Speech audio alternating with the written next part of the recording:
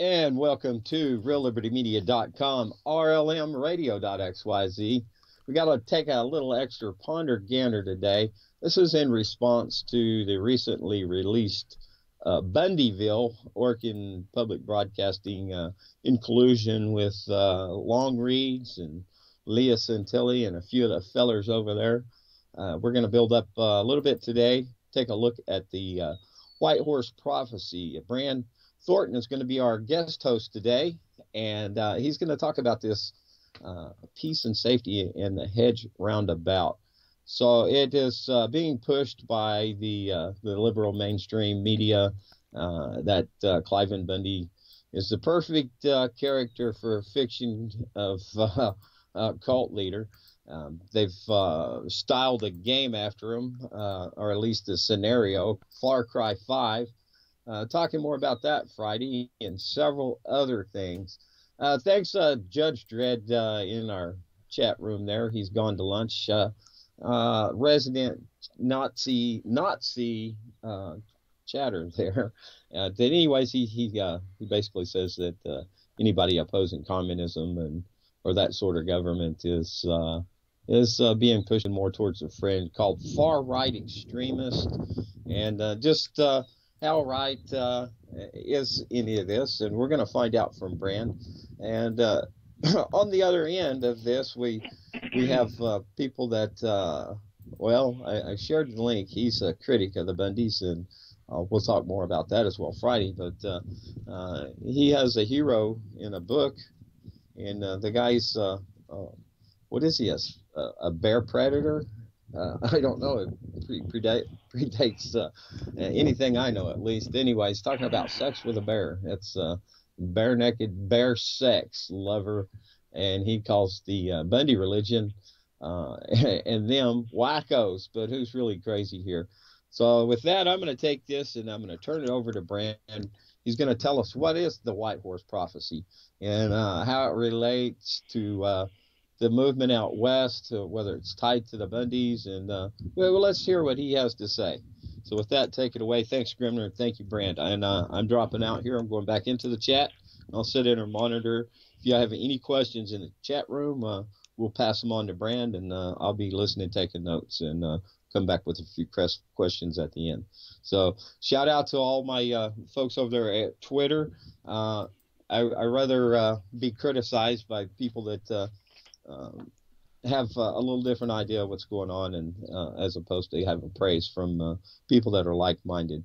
And more on that again Friday as we take on Bundyville and those people behind the curtain as they bragged about themselves. Okay, here I go. Bye-bye. Be all back right, thanks, later. Vinny. The floor is all yours, Brand. Well, good morning. Good morning. Yeah, this is very interesting and actually an exciting time for me to be able to address this. Cliven's taken a lot of heat over the years for many different things, but this one actually really surprises me quite a bit. Vinny was telling me some of the rhetoric that has been put out about him, and even a lot of this comes from even members of his own faith. I've heard some of them make comments that he has perverted the gospel or corrupted it, or he's got a perverted interpretation of certain scriptures. Well, I don't know how they can possibly say that, because we all have the same darn scriptures, and all Mormons believe in the Doctrine and Covenants, and they believe in the Constitution of the United States very strongly. At least that they believe in their own belief system. They believe in the Constitution of the United States. And as Mormons, we don't have any wiggle room when it comes to the Constitution of the United States, because in the 98th section of the Doctrine and Covenants, verses 6 and 7, the Lord says, I justify you and your brethren of my church in befriending that law, which is the constitutional law of the land, and pertaining to the law of man, whatsoever is more or less than this cometh of evil. Whatsoever is more or less than the Constitution of the United States, cometh of evil. Evil is a very, very strong word. When you get into the Hebrew, it's quite a bit different in being wicked or wickedness. Wickedness is a self-centeredness. Evil is something entirely different. That is in open rebellion against God in anything that's good. So that is a very strong word there. And the Mormons, it goes on, the Doctrine and Covenants there, and it says that the Lord would try his people and even try them unto death to see if they'd keep his word, his gospel. And it goes on in the next chapter, the next section, and says that whosoever will not lay their life down for my sake is not my disciple. So as Mormons, we really have very little wiggle room when it comes to the Constitution of the United States. Now, I know that that's a little bit off the subject. We want to focus, from what Vinny told me, we really want to focus in on the White Horse Prophecy. So I'm going to give you a little bit of history of the White Horse Prophecy. Literally a few days before Joseph Smith was murdered, he gave this prophecy. And ordinarily, or normally, he would have people there, stenographers, that would record all of his words to make them accurate. Well, at that particular time, he was on the run from his enemies, and he didn't have that luxury of having a stenographer there. And so it was recorded by two gentlemen, and it was put in their journals, and it's been passed down from generation to generation. And so the official doctrine of the Mormon Church today is they don't stand by it. And yet so much of it is quoted by Mormons. You'll hear them quote all the time the 11th clause of that, where the Constitution will hang by a thread of the finest silk fiber. Now, I think pretty much every constitutionalist today understands, well, that's where we're at. The Constitution is hanging by a thread. We see it everywhere. I mean, on the local level all the way up to, the White House. Many times, not so much this administration, but the previous administration were taking our rights away from us left and right. And so that lends credibility, very strong credibility right there to the White Horse Prophecy.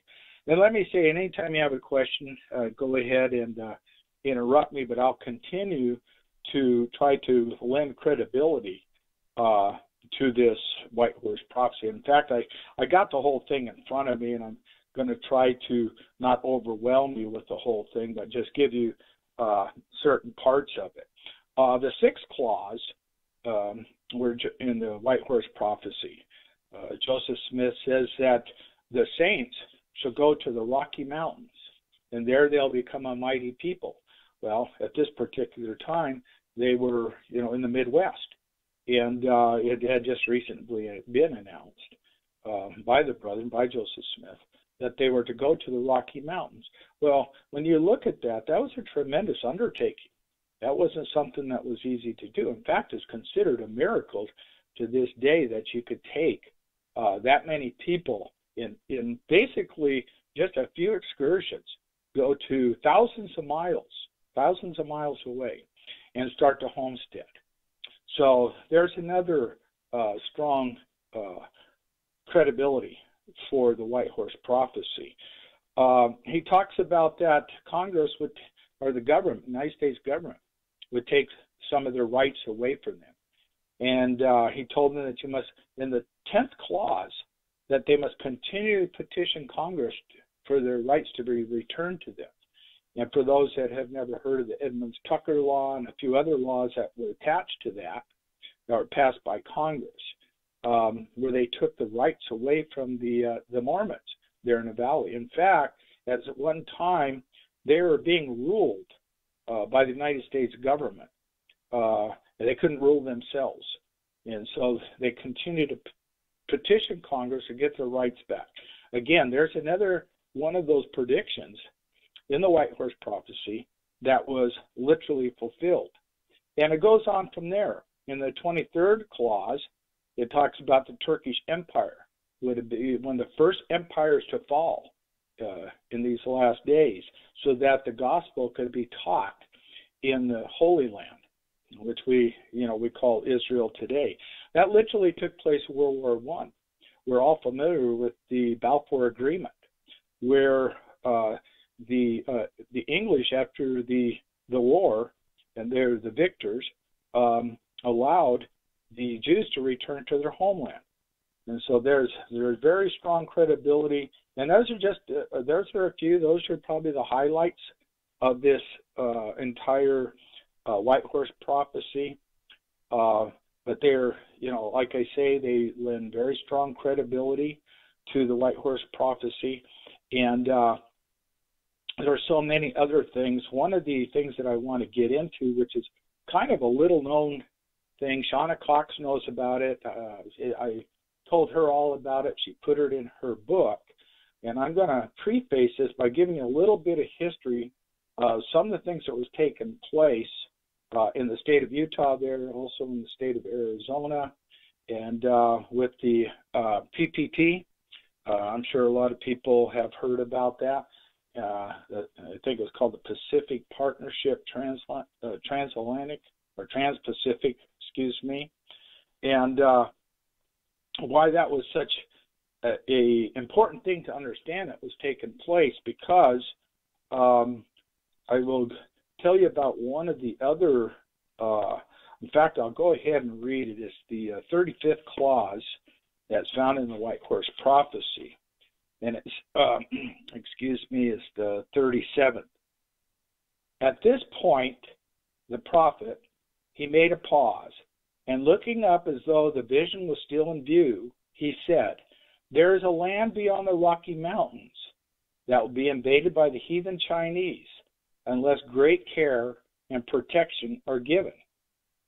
Now, what a lot of people have never heard of in this Pacific Partnership that was to take place is that it was going to be literally controlled by the Chinese. In fact, this road that was going to go from Mexico all the way up to Canada was going to be controlled and regulated with toll booths by the Chinese.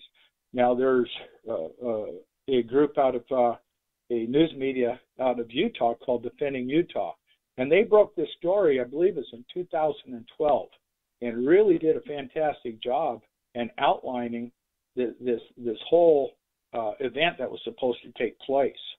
And then there were some other things that went along with that. There was some possible for this major thoroughfare to go through Arizona, from Mexico to Arizona. And from Arizona, it was literally going to go through the Bundy Ranch, and it was going to go through the Virgin River Gorge there, go up, and that was going to go up there on Mount Bunkerville, on Cliven's property.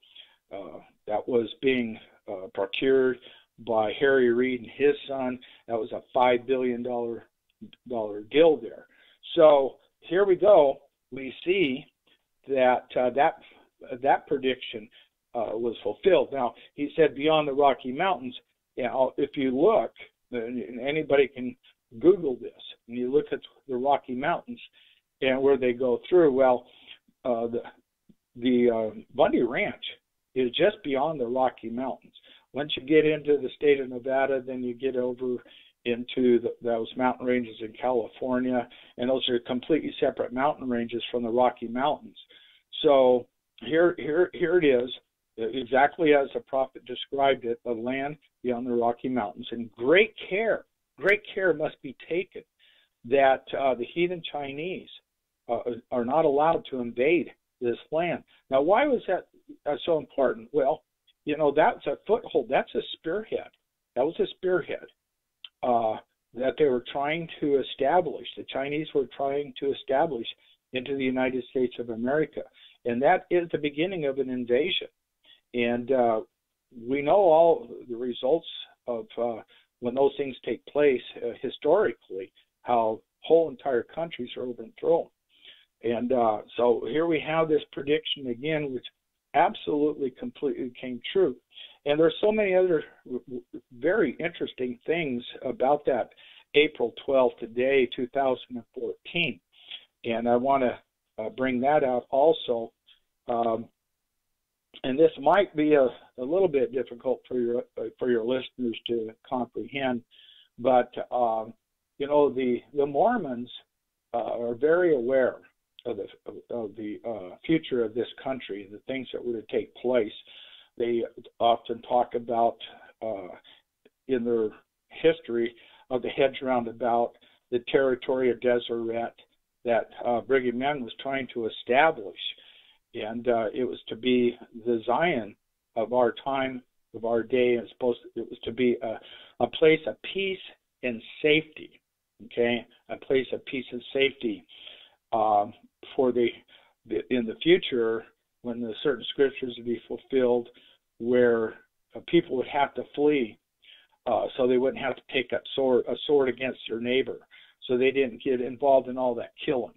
And this would be a place of peace and safety. And the doors would be open for anybody and everybody that didn't want to get into the bloodletting. Okay, so and the Mormons also understood that they were Israelites, primarily from Ephraim, the son of Joseph, and all the prophecies that go along with it. Joseph, whose posterity was given a greater land blessing than all the rest of the tribes of the house of Israel. We often hear about the Jews and their homeland, and that that land that they were given was part of the covenant that God made with them.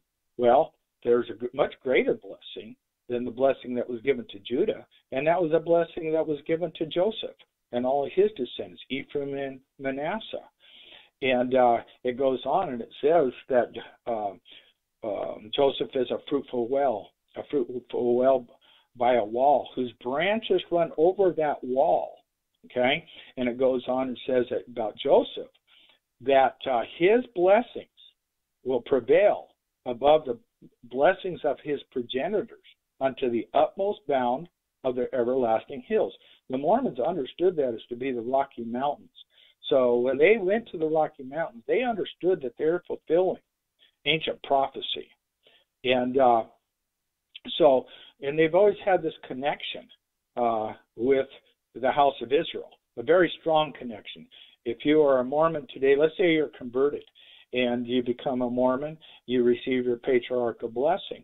The patriarch will, in your blessing, will tell you that all your blessings are to come from the house of Israel, and primarily from Ephraim. Okay, so they understand this this extremely strong connection. Well, at the time, and now I want to go back to April 12th and point out a couple things that took place at that time. We were in the middle of what they called it. Can you answer the question? Can you answer the question for me? Sure. Okay, you say the patriarchal blessing. Who's the patriarch? Well, every state has a patriarch. And of course, we have wards, and then wards are compiled into stakes. And for example, you might have 10 wards, but then those 10 wards constitute a stake. In that stake, you're going to have the stake president, and you'll have the stake patriarch. And when you get a blessing, you get that blessing from that stake patriarch. Does that answer your question? Yeah, good enough. Thank you. Okay. So, on April 12th is when the standoff took place. That was practically the beginning of Passover. Now, on April 14th, the Passover actually started. On April 15th, there was a total lunar eclipse, which was part of a tetrad.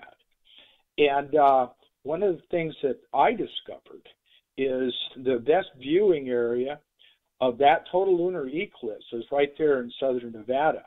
And I have found this pattern that you can see when something great's going to happen, and I've seen it in these blood moons and these tetrads before and since, you can pretty much figure out right where it's going to happen, this great thing that's going to happen. And I actually predicted this at least a year before, that when this blood moon takes place, this very significant part of the tetrad, there was something dramatic that was going to happen in southern Nevada. And I'll tell you one person I told, and that was Lieutenant Colonel Roy Potter. And it literally did happen. So here we have the White Horse Prophecy that was warning us of this invasion from the heathen Chinese, okay? And we had the boys from the mountains, and that's another area. I'm going to back up here, because in the White Horse Prophecy, Joseph Smith speaks of the boys from the mountains. And I found that really interesting, because he didn't say the Mormons, but they would be the ones that be found holding up the Constitution. Now, you look at those militia that came to assist and aid Cliven Bundy in his hour of need. Those are the boys from the mountains. I mean, you know, we had people from Idaho, Arizona, Utah, Nevada, and very few of them were Mormons. Okay, probably the most famous one is Eric Parker. Eric Parker and a few others that we've all learned about, such as Stephen Stewart. I'm trying to think of their names right now, but you had Eric Parker, Stephen Stewart, Ricky Loveland, and Todd Engel that were up on that bridge. All right, and they came from various different areas, but primarily from Idaho, and I think Stephen Stewart actually came from, or not Stephen Stewart, but Ricky Loveland came from Wyoming. So when it speaks of the boys from the mountains, it wasn't speaking just of Mormons, but people who loved the Constitution of the United States and were willing to make sacrifices for their fellow man. And they're the ones that came. Those boys from the mountains were the ones that came, those militiamen that came and actually turned the tide for that whole event. If it hadn't been for them, we now know that there would have been another Waco. In fact, from everything that I've been able to find out and understand from the kill list, they had planned on killing as many people, when I say they, the BLM, as many people as they possibly could that were there. So we're looking at hundreds, if not thousands of people, all right? So there again is another wonderful prediction regarding the White Horse Prophecy. So, okay, is there any questions coming up yet? No, there's not really too many questions yet. Some guys have been talking about Joseph Smith over there in the YouTube live chat, but nothing really in the RLM chat yet. So okay, because okay, so what I think I'll do here is just go ahead and read the White Horse Prophecy. It's actually pretty short. I'll read it from top to bottom, and this because it's hard to find nowadays. You can actually Google it and find it though, but for a long time there it was really hard to find. So anyhow, here we go. The context of the prophecy. A few years before the death of Edwin Rushton, he was requested by close friends to make a recorded and notarized statement regarding the White Horse Prophecy. James H. Anderson acted as recorder, and Arnold G. I'm not even going to try to pronounce that last name, was notary for the following account of this prophecy. The original uninterrupted text is recorded in this chapter in numbered subsections to correspond with the analysis that follows in chapter 3. There are some minor variations in subsequent renditions, but this one seems to be the most accurate and complete. Clause number 1. On or about the 6th day of May 1843, a grand review of the Nauvoo Legion was held in Nauvoo. The prophet Joseph complimented them for their good discipline and evolutions performed. The weather being hot, he called for a glass of water. Clause 2. With the glass of water in his hand, he said, I will drink you a toast to the overthrow of the mobocrats, which he did in language as follows.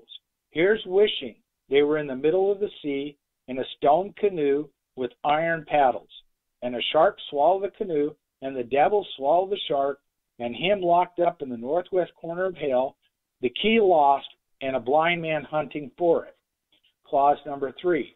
The next morning, a man who had heard the prophet give the toast here, referred to, visited the mansion of the prophet, and so abused him with bad language that he is ordered out by the prophet. Clause 4.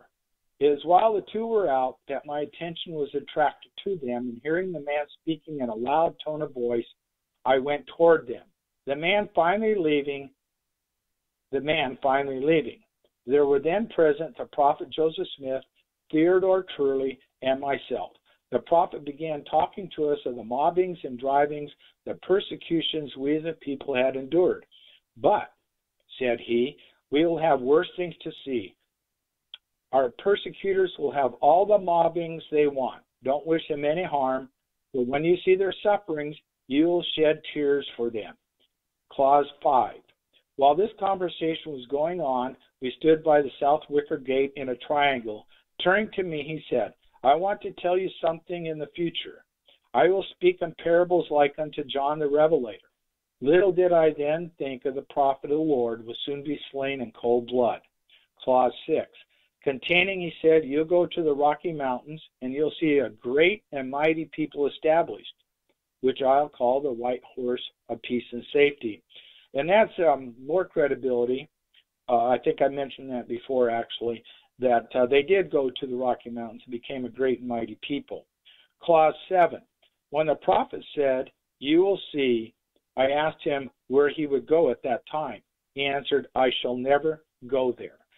So, again, here's a prediction that he made that literally came true, giving more credibility to the white horse prophecy. Clause 8, your enemies will continue to follow you with persecutions, and they'll make obnoxious laws against you in Congress to destroy the white horse. Clause 9, but you'll have a good friend or two to defend you and throughout the worst part of the laws, so they will not hurt much.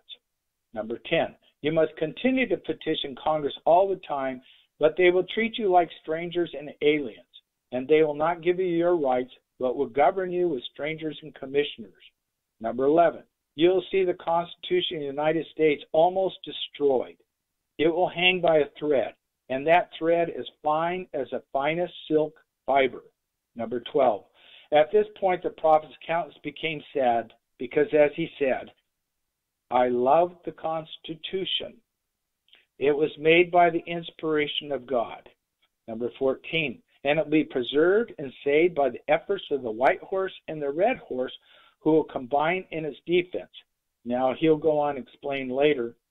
The red horse is the Native Americans, and the Mormons, the white horse, have had, for many years, had a very strong bond with the Native Americans. In fact, there's a wonderful story of the Paiutes and a terrible winter in southern Utah, southern Nevada, where the Mormons actually took them in and fed them and saved the rest of them from starvation. So many of them had already starved and died. So there's a very strong bond that has already been established between the Native Americans and the Mormons. 15, the white horse will raise an ensign on the tops of the mountains of peace and safety, where all nations may flee unto for safety. So, as far as being a warfaring rebellious people, the Mormons are not.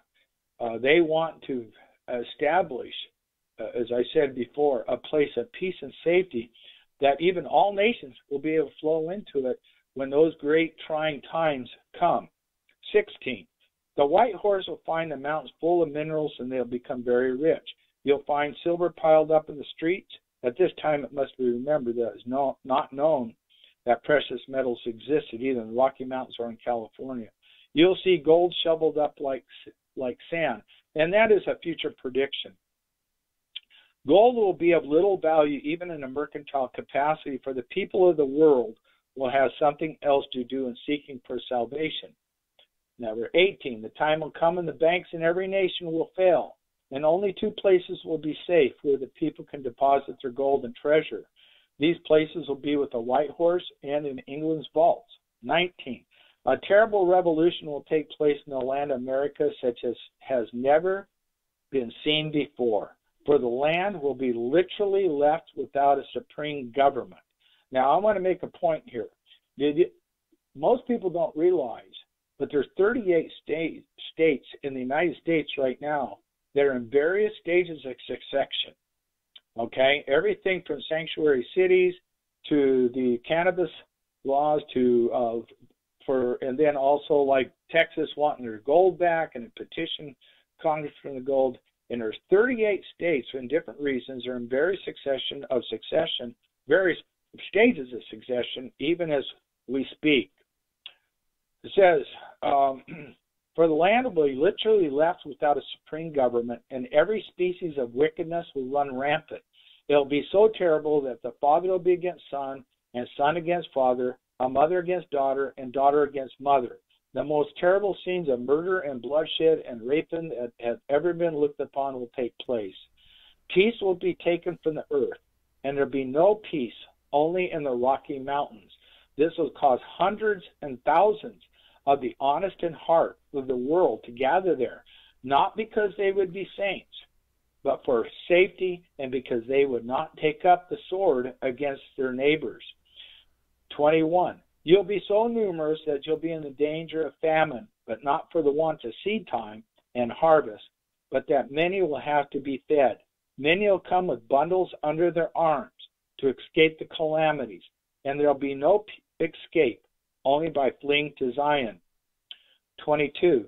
Those who come to you will try and keep the laws and be one with you, for they'll see your unity and the greatness of your organizations. 23. The Turkish Empire, or the Crescent, will be one of the first powers that will be disrupted as a power, for freedom must be given for the gospel to be preached in the Holy Land. 24. The Lord took of the best blood of the nations and planted them on a small island now called England, or Great Britain, and gave them great powers in the nations for 1,000 years. And this power will continue with them, that they may keep the balance of power, that they may keep Russia from usurping power over all the world. 25. England and France are now bitter enemies, but they will be allied together in order to keep Russia from conquering the world. Again, another one of those predictions that literally came true. And also the next one, 26. The 2 popes, Greek and Catholic, will come together and be united. The Protestant religions do not know how much they are indebted to Henry VIII for throwing off the Pope's bull and establishing the Protestant faith. He was the only monarch that could do it at the time, and he did it because the nation was at his back to sustain him. 27. One of the peculiar features in England is the established red coat, a uniform making so remarkable a mark to shoot at, and yet they have conquered wherever they have gone. The reason for this will be known by them someday. The lion and the unicorn of England is the ensign of Israel. The wisdom and statesmanship of England comes to there being so much of the blood of Israel in that nation. 28. While the terrible revolution of which mention has been made is going on, England will be neutral until it becomes so inhuman that she will interfere to stop the shedding of blood. England and France will then unite together and come with intention to make peace, not to subdue this nation. They will find the nation so broken up and so many claiming government, still there will be no responsible government. Then it will appear to the other nations or powers as though England had taken possession of the country. 29. The black horse will flee to the invaders and will join them. They will have fear of becoming slaves again, knowing England does not believe in slavery. Excuse me. Fleeing to them, they believe would make them safe. Armed with British bayonets, the doings of the black horse will be terrible. 30. So the prophet said he could not bear to look longer upon the scene as shown him in vision, that he asked the Lord to close the scene. 31. Continuing, he said, during this time the great white horse will have gathered strength in sending out elders to get the honest in heart of the United States to stand by the Constitution of the United States as it was given by the inspiration of God. 32. In those days, God will set up a kingdom never to be thrown down, for other kingdoms to come unto, and those kingdoms that will not let the gospel be preached will be humbled until they will. 33. England, Germany, Norway, Denmark, Sweden, Switzerland, Holland, and Belgium have a considerable amount of the blood of Israel among their people, which must be gathered. These nations will submit to the kingdom of God. England will do it as a whole, in comparison, as she threw off the Catholic power. Though nobility know the gospel is true, but it has not enough pomp and grandeur and influence for them to embrace it. They are proud and will not acknowledge the kingdom of God or come unto it till they see the power which it will have. 34. Peace and safety in the Rocky Mountains will be protected by cord and band of the white horse and the red horse. 35. The coming of the 10 tribes of Israel, the coming of the Messiah among his people, will be so natural that only those who see him will know he has come. But he'll come and give his law unto Zion and minister unto his people. This will not be his coming in the clouds of heaven to take vengeance on the world. 36. The temple in Jackson County will be built in this generation. The saints will think there will not be enough time to build it, that with all the great help you will receive, you can put up a great temple quickly. You will have gold, silver, and precious stones, for these things will only be used for beautifying of the temple. All the skilled mechanics you want, and the 10 tribes of Israel to help you build it. When you see this land bounded by iron, you may look towards Jackson County. 37. At this point he made a pause, and looking up as though the vision was still in view. There is a land beyond the Rocky Mountains that will be invaded by the heathen Chinese, unless great care and protection are given. Speaking of the heathen, where there is no law, there is no condemnation, this will apply to them. 38. Power will be given to the white horse to rebuke nations afar off, and they will obey, not that they'll be one with the white horse, but when the law goes forth, they will obey, for the law will go forth from Zion. 39. The last great struggle will have to contend, the Zion will have to contend with will be the whole of America. The whole of America will be made the Zion of God. 40. Those opposing will be called Gog and Magog. The nations of the world, led by the Russian Tsar, and their power will be great, but all opposition will be overcome, and this land will then be the Zion of our God. Thus ended the actual white horse prophecy. So, I'd just like to mention one other thing in reference to the invasion of the heathen Chinese at great care. I often thought about that day. Vincent, you were there. Vincent can testify to this. That was an amazing event, and there was great care by the militias that took place there. There was great care by the protesters. Okay? Brand, Brand. Go ahead. Vincent has a question. I think you answered it. At least the White Horse Prophecy answered it. But he asks, do you think there will be any other uprisings like the ones in Bunkerville in Oregon? And from what I heard, I think it was around 23, 24, those numbers sounded like there was going to be massive uprisings everywhere. I believe that those type of things are over with. I believe that this is now in the hands of God. I believe that he has demonstrated very powerfully that he will protect his people. There's no reason in the world that we should have ever won these court cases. You saw God, everybody saw God in action. And he has given us a demonstration. Now, one of the things I know about God is when he gives you a demonstration, his people come forward and they make sacrifices. and then the message has now been more or less written in stone. And he says in the Doctrine and Covenants, section 105, that he would fight the battles. He would fight our battles. And that's what you're going to see from here on out. You're going to see God fighting our battles. And you're going to be seeing them in ways that he described in Doctrine and Covenants, through calamities, natural disasters, such as earthquakes and whirlwinds, volcanic eruptions. He talks about those. And we're seeing those things happening. And what will happen is the United States government, in its corrupt state, is going to have a whole lot more things that they're going to have to be concerned about than, these poor Mormons in establishing, their belief system. So I hope that answers your questions there. I think we've done what we need to do, and it's all in God's hands now. All right, thanks. Good answer. So now I'd like to take questions because I've read the entire thing. I've given you my take on it, and I don't know what else I can actually say about that at this time. So, but if you give me some questions, that would really help as far as keeping this dialogue going. All right. Well, I'm not really seeing any questions. Let me look over here again on the YouTube chat. Let's see here. Anything going on there? Vincent talking about stuff.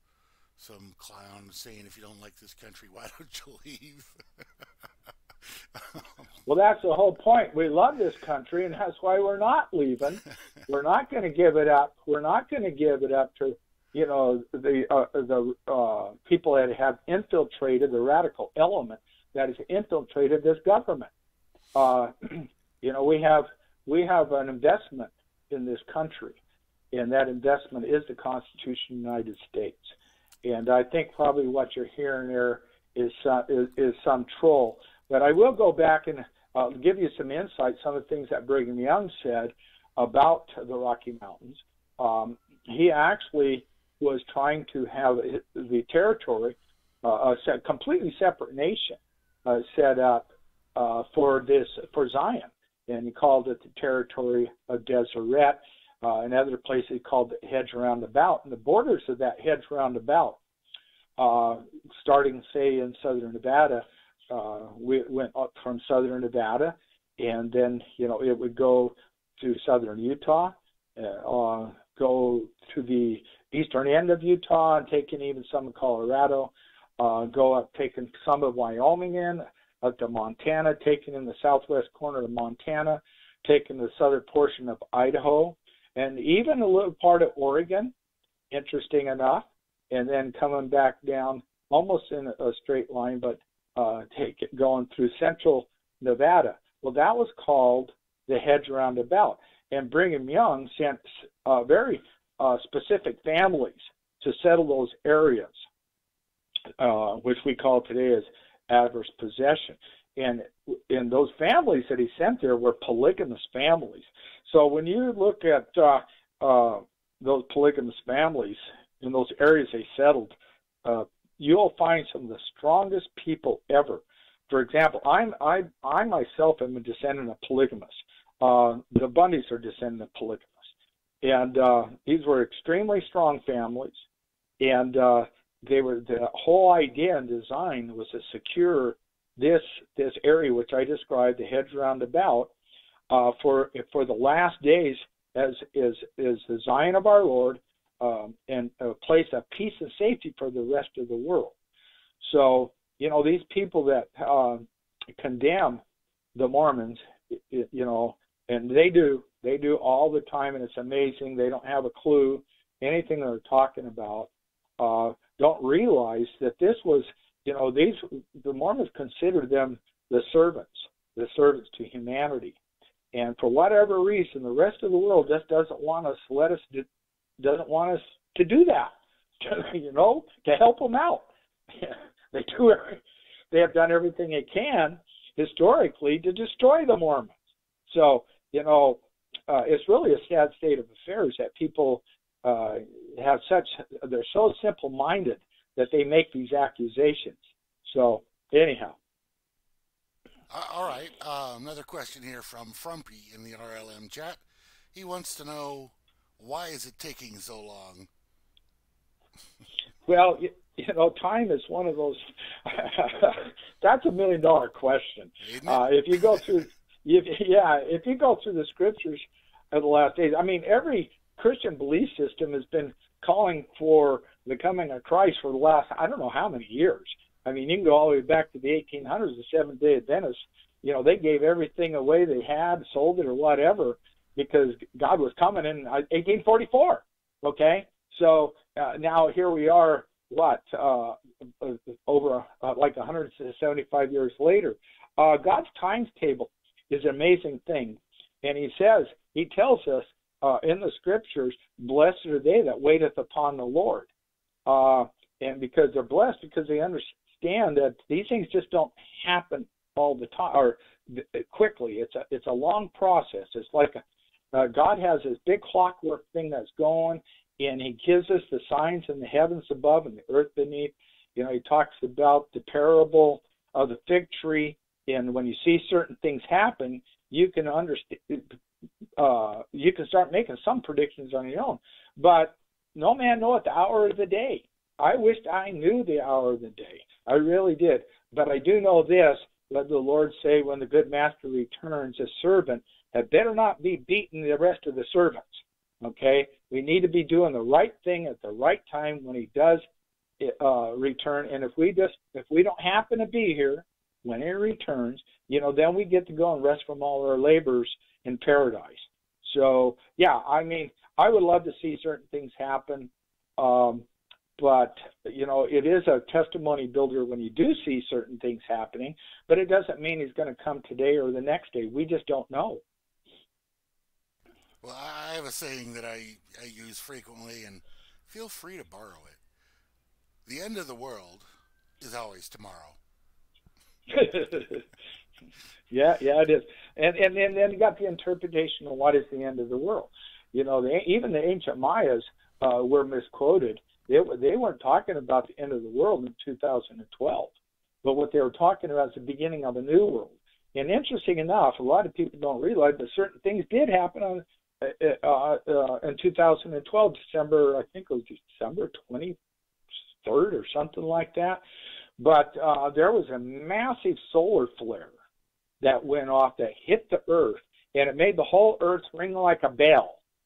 And there was major electromagnetic disturbances through the entire solar system that happened on that very day. And things have been, not to the casual observer, but to a real observer that has taken the time to observe what happened at that time. The world has been changing dramatically. So,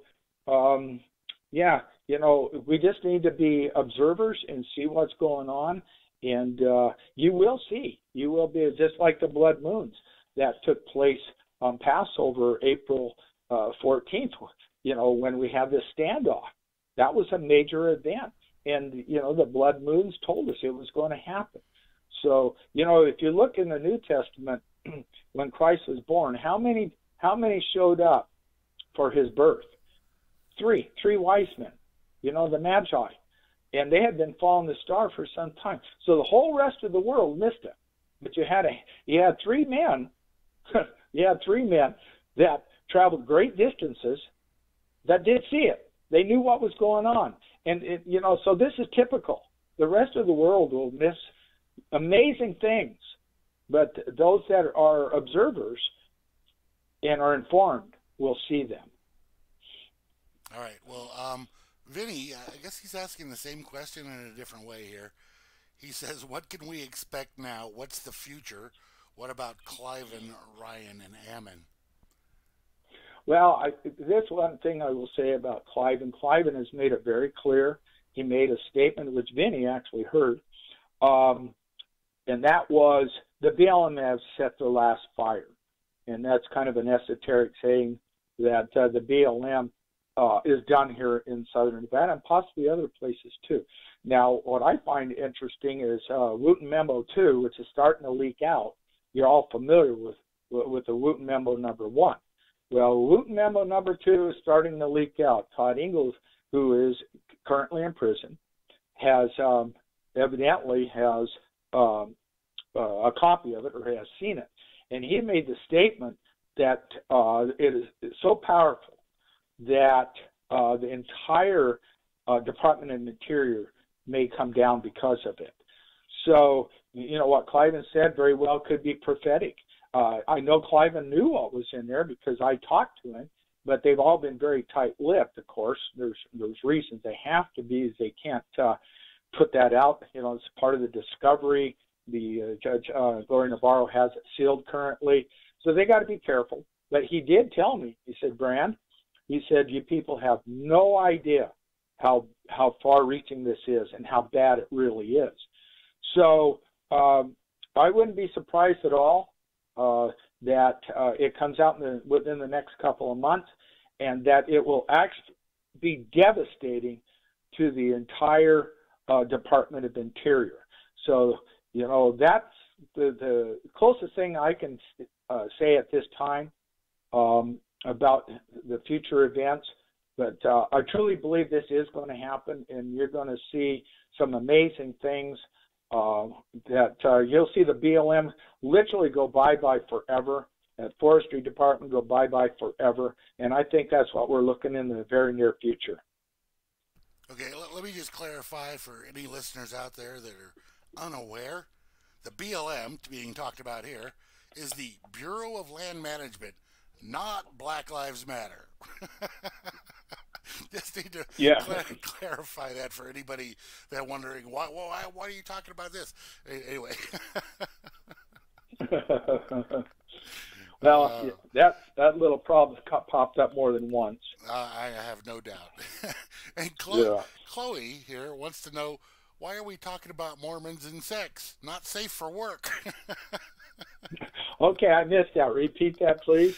Chloe would like to know, why are we talking about Mormons and sex? Not safe for work. Oh, geez.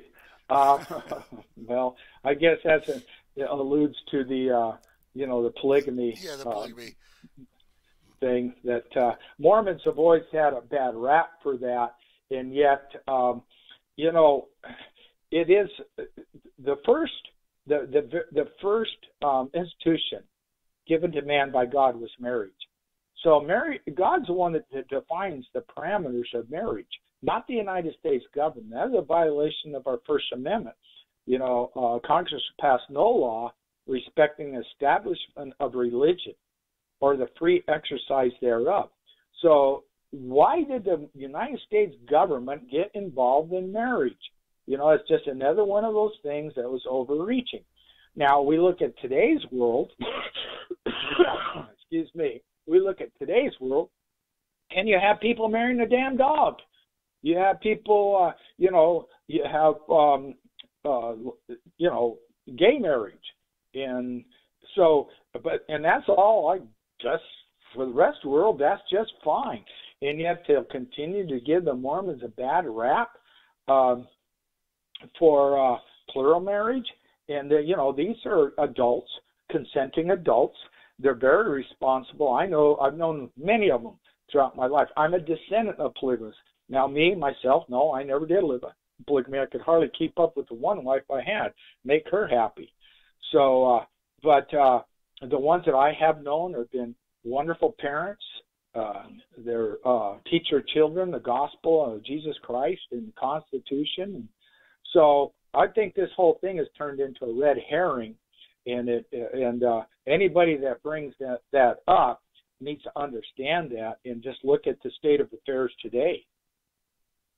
I have no problem with polygamists, and I don't know why it can't be the other way as well. I mean, at this point you got one man and several wives, but why couldn't you have a whole group of people, all several men, several women, all saying they're married to each other?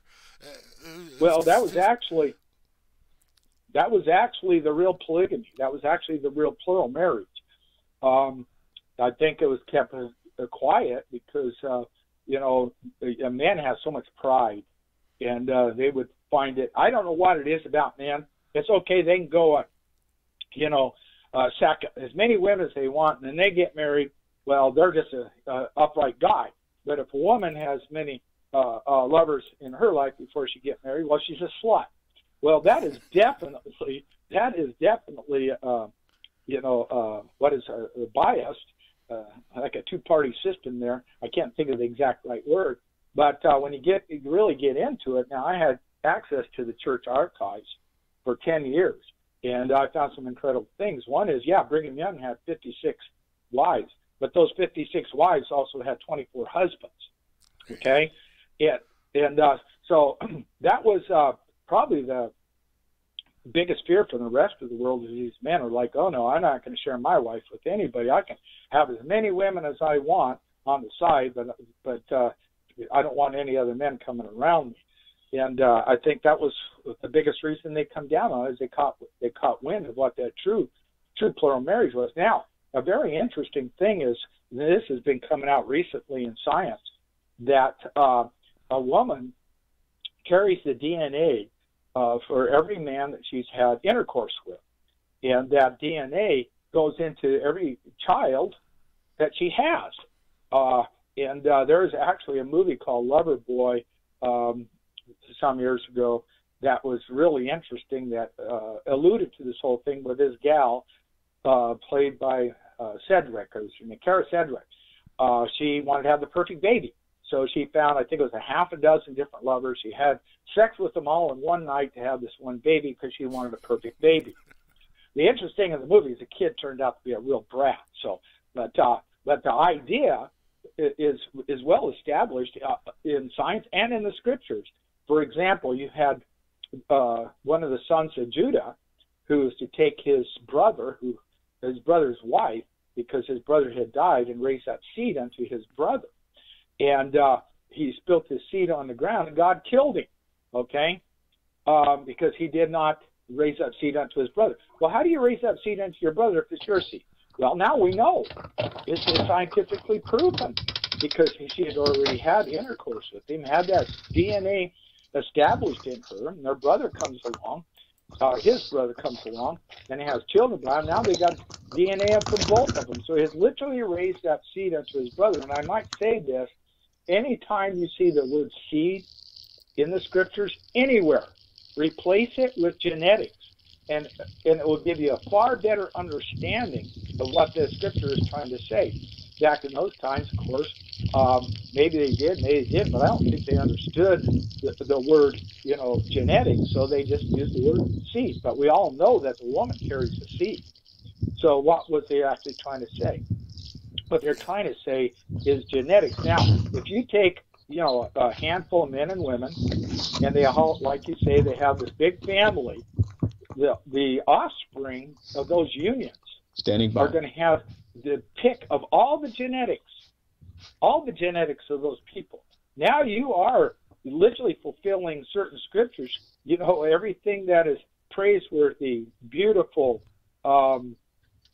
like Paul said, and in the Articles of Faith of the Mormon Church, you're going to have some of those beautiful, gorgeous children, and ultimately human beings, talented people, tremendously intelligent people. I've often said this, once I discovered this, I wish my mom would have cheated on my dad a whole lot, because I just got some of the worst genetics ultimately from that relationship, and it's plagued me all my life, physically, and I've been able to overcome that. Okay, I guess I am but here. if you look at those genetics and those families that were sent around, and you the heads round about, you see extremely powerful people, intelligent people, beautiful people to this day that stand up for the Constitution of the United States.